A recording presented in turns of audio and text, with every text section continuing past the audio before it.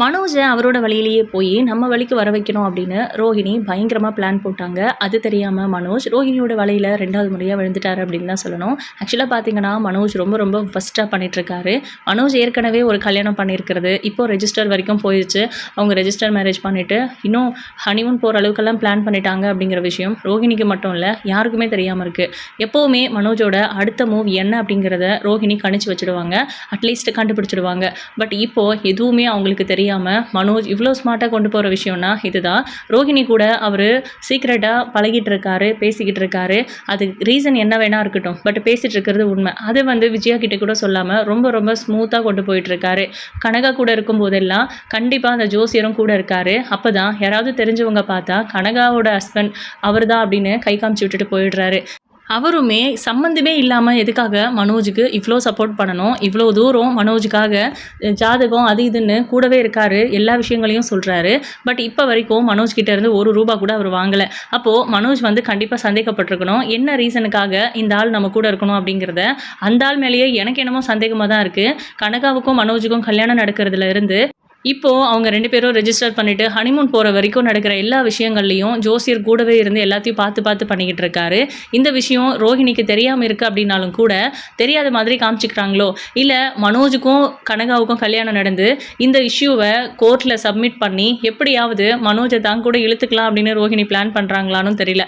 அப்படி ஏதாவது இருந்திருந்தால் கண்டிப்பாக சின்னதாக க்ளூ கொடுத்துருப்பாங்க.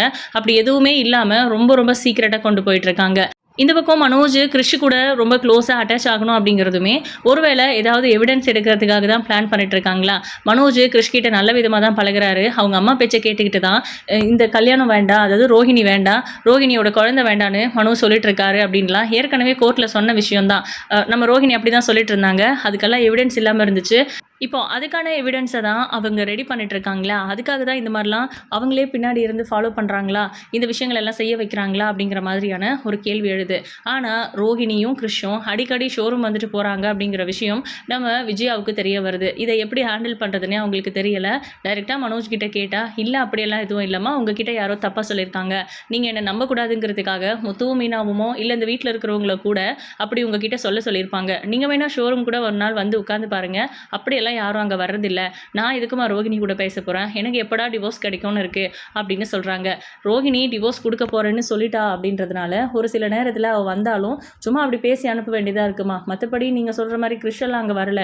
ஒரு நாள் வரும்போது கூட்டிகிட்டு வந்திருந்தா, அவன் ஸ்நாக்ஸ் எல்லாம் சாப்பிட்ணுன்னு ஆசைப்பட்டான், என்கிட்ட வந்து கேட்டான். கொஞ்ச நாள் நம்ம வீட்டில் வேறு இருந்துட்டு போனானா, அதுக்காக வாங்கி கொடுத்து அப்படின்னு ரொம்ப ஈஸியாக சமாளிக்கிறாரு. மனோஜுக்கு இந்த அளவுக்கெல்லாம் சமாளிக்க திறமை இருந்ததே கிடையாது. பொய் சொல்வார், அதை முத்து கண்டுபிடிச்சிடுவார். விஜயா கண்மூடித்தனமாக நம்புறாங்க அப்படின்னாலும் கூட இப்போ அவங்களுக்கு சந்தேகம் வந்துடுச்சு. மனோஜும் ரோஹிணியும் ஒரு வேளை மறுபடியும் ஒன்று சேர்ற ஐடியாவில் இருக்காங்களா அப்படிங்கிற மாதிரி கூட அவங்களுக்கு சந்தேகம் இருக்குது. இந்த பக்கம் பாட்டிக்கு வேறு எல்லாம் மறந்து போச்சு அப்படிங்கிறதுனால முத்து, மீனா, ஸ்ருதி, ரவின்னு அவங்க எல்லாம் க்ளோஸாக இருக்கிறத பார்த்துட்டு கோவப்பட்டாங்க. மீனாவுக்கும் முத்துவுக்கும் கல்யாணம் பண்ணி வச்சிடலாம் அப்படின்னு பாட்டி சொன்னதுக்கு அண்ணாமலையும் ஓகே தான் சொல்லியிருக்காரு. அண்ணாமலையை பொறுத்த வரைக்கும் முத்துவும் மீனாவும் இன்னும் எவ்வளவு நாளைக்கே பிரிஞ்சிருக்க முடியும், அவங்க 2 பேரும் ஹஸ்பண்ட் அண்ட் ஒய்ஃப்னு தெரிஞ்சுட்டா அதை பாட்டி கண்டுக்க மாட்டாங்கல்ல அப்படிங்கிற மாதிரி யோசிச்சு, சரிங்கம்மா ஊரை குட்டி கல்யாணம் பண்ணுற அளவுக்கெல்லாம் இல்லை, மனோஜுக்கு பொண்ணு அமைகிறதுக்கு முன்னாடி இவங்க 2 பேருக்கும் நம்ம பெருசாக கல்யாணம் பண்ண முடியாது, இப்போதைக்கு சிம்பிளாக வேணால் கல்யாணத்தை முடிச்சிடலாம் அப்படின்னு வீட்டிலேயே வச்சு பண்ணிக்கலாம்னு சொல்லியிருக்காங்க. சரி, அதுக்காக ஏன் வீட்டில் கோவிலில் வச்சு பண்ணலாமே அப்படின்னும் போது, நம்ம வாழ்கிற வீடு தான் கோவில், அதனால நம்ம இங்கே பண்ணிக்கலாம் அப்படின்னு அண்ணாமலை சொல்கிறாரு. சரி ஓகே, ஜோசியரை பார்த்து நல்ல நாள் பார்த்துட்டு அப்புறமா நான் இதை பற்றி உங்ககிட்ட பேசுகிறேம்மா அப்படின்னு அண்ணாமலை சொல்லிடுறாரு. இன்னொரு பக்கம் நம்ம மீனாவோட அம்மா தனியாக இருக்காங்க, அவங்கள டெய்லி ஒரு முறை போய் பார்த்துட்டு வந்துடலாம் அப்படின்னு மீனா முத்துக்கிட்ட கேட்குறாங்க. அதனால முத்துவும் சரின்னு சொல்லியிருக்காங்க. ஆனால் நம்ம முத்துவை பொறுத்த வரைக்கும் அத்தை தனியாக இருக்கிறது பிடிக்கல, அவங்கள நம்ம வீட்டுக்கு கூப்பிட்டு போயிடலாம் அப்படின்னு சொல்கிறாங்க. நம்ம வீட்டுக்கு கூப்பிட்டு போனால் என்னென்ன சொல்கிறது அப்படின்ட்டு, இல்லைங்க உங்களுக்கும் எனக்கும் கல்யாணம் பண்ணி வைக்கலான்னு பாட்டி மாமாலாம் பேசிகிட்டு இருக்காங்கல்ல, அந்த காரணத்தை வச்சு கூட நம்ம வீட்டுக்கு கூப்பிட்டு போயிடலாம், கொஞ்ச நாளைக்கு நம்ம கூட இருக்கட்டும் அப்படின்றாங்க. அம்மா ஏதாவது பேசினாங்கன்னா நல்லா இருக்காது இல்லை மீனா அப்படின்றாங்க. அத்தை பாட்டி இருக்கிறதுனால அத்தை எதுவும் பேச மாட்டாங்கன்னு தான் நினைக்கிறேன், என் அம்மா அப்படின்னு நான் சொல்லிக்கிறேன் அப்படின்னு சொல்கிறாங்க. அப்போ முத்து இருந்துட்டு, அது எப்படி சொல்ல முடியும், அம்மா ஏன் பொட்டு வைக்கல, ஏன் கழுத்தில் தாலி இல்லைன்னு கேட்க மாட்டாங்களா பாட்டி அப்படின்றாங்க. ஆமாம் இல்லை, அது ஒரு விஷயம் இருக்குது, என்னங்க பண்ணுறது அப்படின்னு கேட்குறாங்க. தூரத்து சொந்தம்னு வேணால் கூட்டிகிட்டு போய் வீட்டில் வச்சுக்கலாம், பாட்டி தேவையில்லாமல் துருவி துருவி கேள்வி கேட்க மாட்டாங்க. என்ன சொல்கிற அப்படின்னு கேட்குறாங்க. ஒரு மாதிரியாக இருக்குது மீனாவுக்கு. இல்லைங்க, அம்மாவை போய் தூரத்து சொந்தம்னு எப்படி சொல்லி கூப்பிட்டு போய் வீட்டில் வைக்கிறது அப்படின்னு கேட்டுட்ருக்காங்க. என்ன மீனா, பாட்டிக்கு மட்டும் தானே தெரியாது, மற்ற எல்லாருக்கும் தெரியும்ல, நீ ஏன் அப்படி யோசிக்கிற? அட்லீஸ்ட் பாட்டி குணமாகிற வரைக்கும் மட்டுமாவது இந்த மாதிரி நம்ம மெயின்டைன் பண்ணிக்கலாம். அதுக்கப்புறம் என்ன பண்ணுறதுன்னு யோசிக்கலாம் மீனா. நம்ம மேலே ரூம் கட்டினதுக்கப்புறம் அத்தை நம்ம ரூம்லேயே கூட வந்திருக்கட்டும், அதில் எந்த பிரச்சனையும் நமக்கு இருக்க போகிறது இல்லைல்ல அப்படின்றாங்க. அதுவும் சரிதாங்க, சரி ஓகே அப்படின்றாங்க. இப்போ பார்த்தீங்களா, அவங்கள வீட்டுக்கு கூட்டிகிட்டு போகிறதுக்காக கிளம்பி இங்கே மீனாவோட வீட்டுக்கு வராங்க முத்துவும் மீனாவும். அங்கே வரும்போது ஏற்கனவே ஒரு கார் நிற்குது. என்ன புதுசாக கார் நிற்குது வீட்டு முன்னாடி அப்படின்னு யோசிச்சுக்கிட்டே தான் இவங்க 2 பேரும் உள்ளே போகிறாங்க. இந்த மாதிரி இடத்துலலாம் முத்து அநியாயத்துக்கு ரொம்ப வெகுளி ஆகிடுவார். அவருக்கு ஒன்றுமே தெரியாத மாதிரி பேசுவார். மீனா ரொம்ப ரொம்ப மைனூட்டாக நோட் பண்ணிட்டுருக்காங்க அப்படிங்கிறது தான். சத்யாவோட இந்த மாற்றம் நம்ம மீனாவுக்கு சுத்தமாக பிடிக்கவே இல்லை. அவங்க ஒரேடியாக சத்யாவை அவங்க பக்கம் இழுத்துட்டாங்க போல இருக்குது அப்படிங்கிற மாதிரி. பொதுவாகவே சத்யா பகட்டான வாழ்க்கைக்கு ஆசைப்படக்கூடிய ஒரு ஆள் தான். அந்த மாதிரி எல்லாம் நிறைய அவமானத்தை சந்திச்சிருக்காரு. இப்போவும் நம்ம இப்படியே ஏன் இருக்கணும் அப்படிங்கிற மாதிரி. சிந்தாமணியாக இருக்கட்டும், சிந்தாமணியோட ஹஸ்பண்டாக இருக்கட்டும், ரேகாவையும் சத்யாவையும் முழுசாக ஏற்றுக்கிட்டாங்க. அந்த பிஸ்னஸ் அவங்கக்கிட்ட ஒப்படைச்சு அந்த ஆசையை காமிச்சு நம்ம கூடவே நிரந்தரமாக இருக்க வச்சிடலாம் அப்படின்னு பிளான் பண்ணியிருக்கிறது எல்லாமே ஓகே தான். பட் அவங்களோட பிஸ்னஸ் எதுவுமே நியாயமானது இல்லை. அதில் எதுக்கு சத்யாவை இன்வால்வ் பண்ணணும் அப்படிங்கிற மாதிரி நம்ம மீனா யோசிக்க தான் செய்கிறாங்க. உள்ளே போய் பார்த்தா அங்கே சத்யா நிற்கிறாரு. என்ன திடீர்னு நம்ம வீட்டு முன்னாடி ஏதோ கார் நிற்குதுன்னு யோசித்தேன் அப்படின்றாங்க. ஏன் கார் தான் மாமா அப்படின்னு சத்யா சொன்ன விதமே மீனாவுக்கு பிடிக்கல. ஆக்சுவலாக என்னோட கார் அப்படின்னு அந்த சொல்லும்போது அவரே காசு கொடுத்து வாங்கின மாதிரி ஒரு கெத்தா திமிரா சொன்னார். அந்த மாதிரி சொன்னதுனால மீனா ஹர்ட் ஆகுறாங்க. பர்சனலாக ஹர்ட் ஆகலை அப்படின்னாலும் அவங்க சொன்ன அந்த வார்த்தை கண்டிப்பாக ஒரு மாதிரியாக இருக்குது. சத்யா மாறிட்டான் அப்படிங்கிற மாதிரி தோணுது. ஸோ அதை பற்றி டைரெக்டாகவும் கேட்குறாங்க. என்ன சத்யா, நீ ஏதோ காசு போட்டு கார் வாங்கின மாதிரி என்னோட கார்னு சொல்கிற அப்படின்னு. அக்கா நீ ஏன் யோசிச்சு பாருக்கா, நம்ம ஏன் ஈகோ பார்க்கணும் சொல்லு. அங்கே ரேகாவை தவிர வேறு பிள்ளைங்களே கிடையாதுல்ல, ரேகாவுக்கு அடுத்து அது எல்லாமே எனக்கு அப்படிங்கிற மாதிரி. நான் அதுக்காக ஆசைப்படலை. உனக்கே தெரியும் அந்த மாதிரிலாம் நான் ஆசைப்பட மாட்டேன் அப்படின்னு. பட் நான் வந்து அந்த ஆஃபீஸோட எம்டி லெவலில் இருக்கேன். நான் ரெகுலராக வந்து போகிறதுக்கு எனக்கு ஒரு வெஹிக்கிள் வேணும் அப்படிங்கிறதுக்கு அவங்களாவே கார் வாங்கி கொடுத்தாங்க. நான் ஏன் வேண்டான்னு சொல்லணும்னு சொல்லி வாங்கிக்கிட்டேன். மற்றபடி ஒன்றும் இல்லைக்கா, நான் அந்த மாதிரிலாம் யோசிக்கல அப்படின்றாங்க. சத்யா என்ன இருந்தாலும் அந்த மாதிரி வேணாண்டா அப்படின்னு சொல்கிறாங்க. மீனா நீ கொஞ்சம் சும்மா இருக்கியா அப்படின்னு. அப்புறம் கழுத்தில் செயின், கையில் அந்த காப்புன்னு எல்லாமே கோல்டு கலரில் இருக்குது. என்னடா இதெல்லாம் பளிச்சுன்னு மின்னுது அப்படின்னு கேட்கும்போது இதெல்லாம் அத்தை வாங்கி கொடுத்தாங்க, கிஃப்ட் பண்ணாங்க அப்படின்னு சொல்கிறாங்க. அத்தையா அப்படின்னு ஷாக்காகி கேட்கும்போது அதான் ரேகாவோட அம்மா அப்படின்னு. ஓ மாமியார் வீட்டு சீதனமா அப்படின்னு முத்து ஜாலியாக சொல்கிறாரு. பட் சத்யா வந்து தங்கிட்ட எல்லாமே இருக்குது அப்படிங்கிற திமிரில் பேசுகிறாரோ அப்படின்னு தான் மீனாவுக்கு தோணுது. அதனால முத்து வெகுளித்தனமாக பேசுகிறத பார்த்து கொஞ்சம் வருத்தப்படுறாங்க. இப்போதைக்கு இவங்ககிட்ட இதெல்லாம் பேசினாலும் புரியாது, நம்ம ஏதோ அவன் சந்தோஷத்தை கெடுக்கிற மாதிரி இருக்கும் அப்படின்னு யோசிக்கிறாங்க. ஆமாம் என்னக்கா திடீர்னு வந்திருக்கிற அப்படின்னு சத்யா கேட்கும்போது, இல்லைடா அம்மா தனியாக இருக்காங்க, நீயும் இங்கே எப்போ வருவேன்னு தெரியல, அதான் அம்மாவை கூட்டிகிட்டு போகலான்னு வந்தோம் அப்படின்றாங்க. உங்கள் வீட்டில் எப்படிக்கா செட் ஆகும், அதே குருவி கூடு மாதிரி சின்னதாக இருக்குது அப்படின்ட்டு.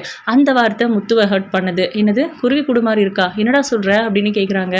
இல்லை மாமா, சின்ன வீடாக இருக்குது, அங்கே ஏற்கனவே ரூம் பற்றாக்குறை இருக்குது, நீங்கள் கொஞ்ச நாள் ஹாலில் படுத்துட்டு இருந்தீங்க, இப்போதைக்கு ரூம் கொடுத்துருக்காங்க, மேலே ரூம் கட்டுறதா பிளான் பண்ணியிருக்கிறது, அப்ரூவல் வாங்குறது அதெல்லாம் ஓகே தான். ஆனால் இப்போதைக்கு அம்மாவை கூட்டிகிட்டு போனால் அங்கே தங்க வைக்க இடமே இல்லைல்ல, அதை நான் கூட்டிகிட்டு போயிடலான்னு இருக்கேன் அப்படின்றாங்க. வேணா சத்யா, அங்கெல்லாம் அம்மா வேண்டாம் அப்படின்றாங்க மீனா.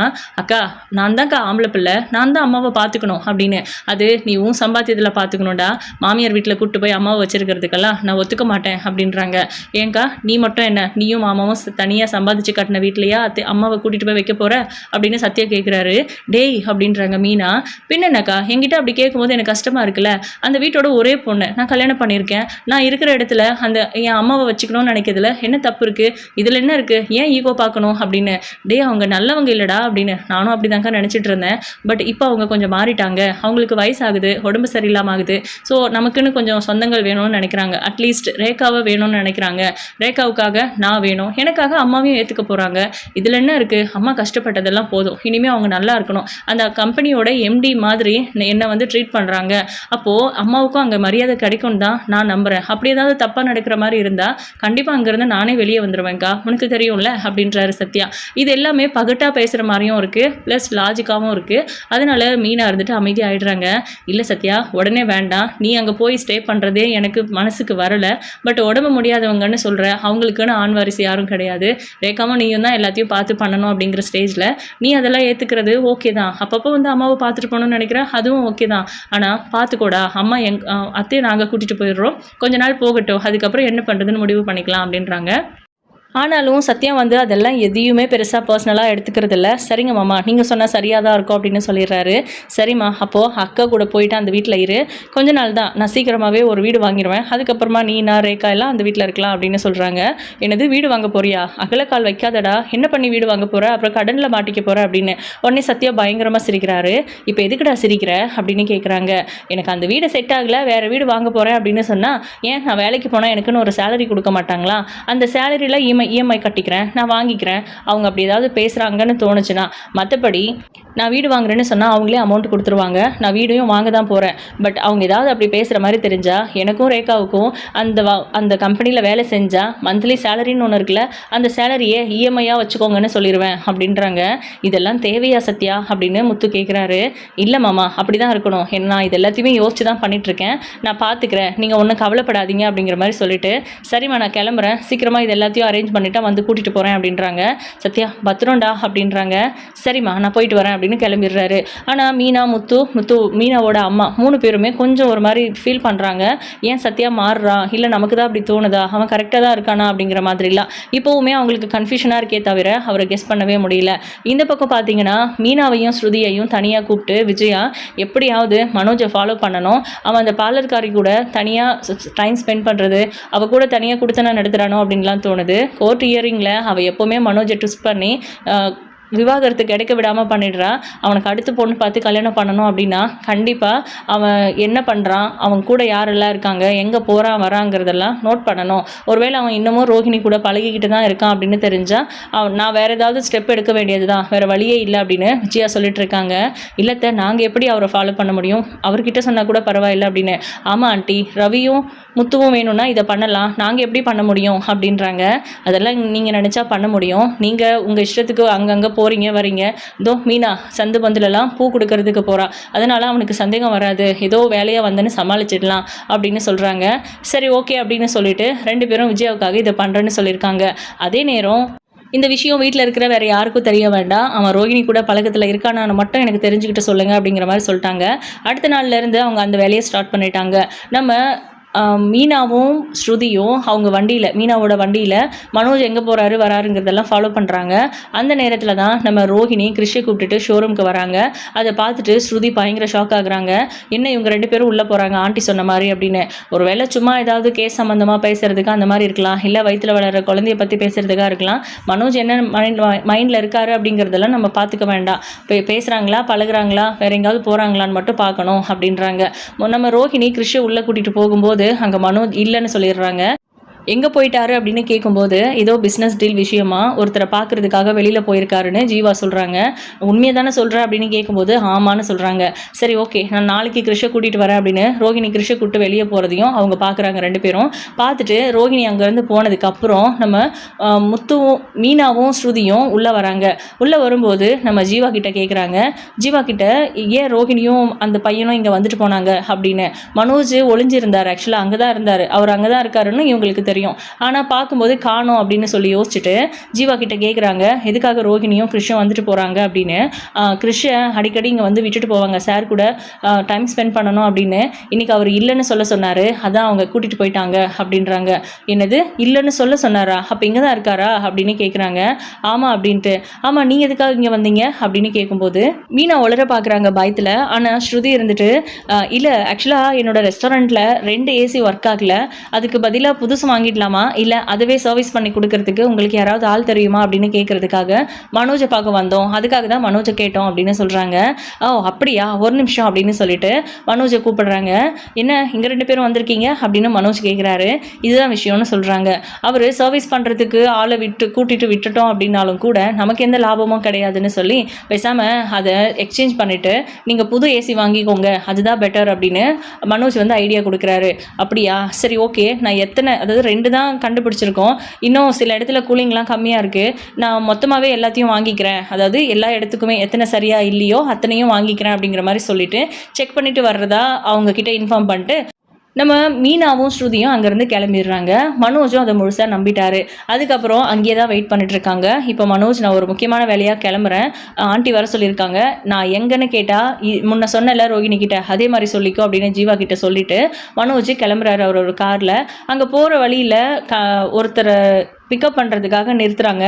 அது வேறு யாரும் இல்லை, மேனகா தான், அதாவது கனகாவோட அம்மா தான். அவங்கள பார்த்துட்டு நம்ம ஸ்ருதியும் மீனாவும் காரை ஃபாலோ பண்ணிவிட்டு பின்னாடியே போகிறாங்க. அந்த கார் ஆஸ் யூஷுவல் நம்ம மேனகாவோட வீட்டுக்கு முன்னாடி போய் நிற்குது. இந்த வீட்டுக்கு எதுக்கு இவர் வரணும் அப்படிங்கிற மாதிரி யோசிச்சுட்டு மறைமுகமாக போய் அவங்க என்ன பேசுகிறாங்க என்னங்கிறத பார்த்துட்ருக்காங்க. அப்போ பார்த்தீங்கன்னா அந்த வீட்டுக்குள்ளே நுழையும் போதே ஓடி வராங்க வெளியே மேனகா. ஓடி வந்து ஹஸ்பண்ட் ஏன் நீ இன்னைக்கு காலையிலேருந்து வரவே இல்லை அப்படின்னு சொல்லி செல்லமாக கோச்சிக்கிறது. இன்றைக்கி ஃபுல்லாக நீ இங்கே தான் இருக்கணும், எங்கேயும் போகக்கூடாது, என் கூட தான் இருக்கணும் அப்படின்லாம் செல்லமாக சண்டை போட்டுட்ருக்காங்க. ஸோ ஹஸ்பண்டு கூப்பிடுறத நம்ம ஸ்ருதியும் மீனாவும் ஷாக் ஆகி பார்த்துட்ருக்காங்க. அவங்களுக்கே தெரியாமல் மேடம் தான் வர சொன்னாங்க அப்படின்னு அங்கே இருக்கிற முன்னாடி இருக்கிற வேலைக்காரங்க கிட்டெல்லாம் சொல்லிவிட்டு இவங்க பாட்டுக்கு உள்ளே நுழைஞ்சிடுறாங்க. அவங்களுக்கே தெரியாமல் அங்கே நடக்கிறது எல்லாத்தையும் வீடியோவாக கேப்சர் பண்ணுறாங்க நம்ம ஸ்ருதி. ஆக்சுவலாக அவங்க 2 பேரும் பேசிக்கிறத வச்சு கண்டுபிடிச்சிட்டாங்க கனகாவோட ஹஸ்பண்ட் மனோஜ் தான் அப்படின்னு. போதாததுக்கு மேனகா வேற மாப்பிள்ளைன்னு கூப்பிடுறாங்க. சீக்கிரமாகவே உங்கள் 2 பேருக்கும் ஹனிமூன் அரேஞ்ச் பண்ணியிருக்கேன். நான் சொன்னேன்ல நம்மளோட ப்ராப்பர்ட்டிஸ்லாம் பார்க்குறதுக்காக கொடைக்கானல் போகணும் அப்படின்னு, அங்கேயே உங்களுக்கு ஹனிமூன் செட்டப்லாம் ஏற்பாடு பண்ணிடுறேன். அதே நேரத்தில் நீங்கள் இங்கேயே உங்கள் வாழ்க்கையை ஸ்டார்ட் பண்ணணும். நாளைக்கு உங்கள் 2 பேருக்கும் சாந்தி முகூர்த்தம் அப்படின்லாம் பேசிகிட்டு இருக்காங்க. அப்படின்னா என்ன அப்படின்னு கனகா கேட்கும்போது அது நாளைக்கு தெரியும் அப்படின்னு மேனகா சொல்லிட்டு இருக்காங்க. அதே நேரத்தில் மனோஜுமே இங்கே பாரு கனகா, சும்மா என்ன வீட்டுக்கு வான்னு சொல்லாத, பிஸ்னஸ் பார்க்கணும்ல அப்படின்னு. எனக்கு இல்லாத பிஸ்னஸா, நம்மக்கிட்ட இல்லாத காசா? பிஸ்னஸ்ங்கிறது உங்களோட கௌரவத்துக்காக உங்களை பண்ண சொல்லியிருக்கேன். நீங்கள் பண்ணுறது பண்ணாதது உங்களோட விருப்பம், பட் இதெல்லாம் நீங்கள் தான் பார்த்துக்கணும் அப்படிங்கிற மாதிரி மேனகா சொல்லிட்டு இருக்காங்க. வீடியோவாக எடுத்துட்டாங்க இவங்க. இதை எடுத்துகிட்டு போய் விஜயா கிட்ட காட்ட போகிறாங்களா, இல்லை இதுக்கு அடுத்து எந்த மாதிரி கதைக்களம் அமைய போகுது அப்படிங்கிறதெல்லாம் வெயிட் பண்ணி பார்க்கலாம். உங்களோட கருத்துக்களை கமெண்ட் பண்ணுங்கள். இந்த வீடியோ உங்களுக்கு பிடிச்சிருந்தா லைக் பண்ணுங்கள், ஷேர் பண்ணுங்கள். தேங்க்யூ.